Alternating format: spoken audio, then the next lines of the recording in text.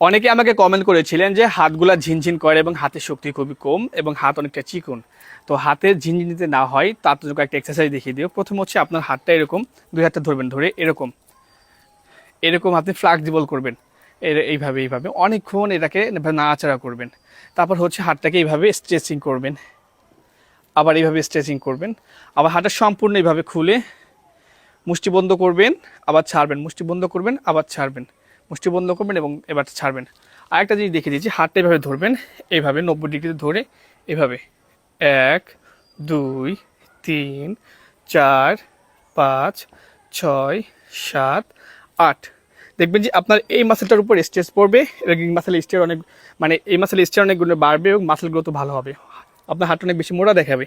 এবং আরেকটা বিষয় হচ্ছে দেখেন, এই হাতে এভাবে রেখে এইভাবে মুষ্টি করবেন 1 2 3 4 5। তো এই সিম্পল কয়েকটা এক্সারসাইজ যদি আপনি নিয়মিত করতে পারেন হাতের জন্য, তাহলে দেখবেন যে আপনার হাতের মাসেলের যে জিনিসের সমস্যাটা এটা অনেকটা দূর হয়ে যাবে এবং আপনার হাতের মাসেলের স্ট্রেংথ শক্তি অনেক গুণে বেড়ে যাবে। অবশ্যই এক্সারসাইজটা ভালো লাগলে ট্রাই করবেন এবং অন্যদের মধ্যে ভিডিওটি শেয়ার করবেন। ধন্যবাদ সকলকে।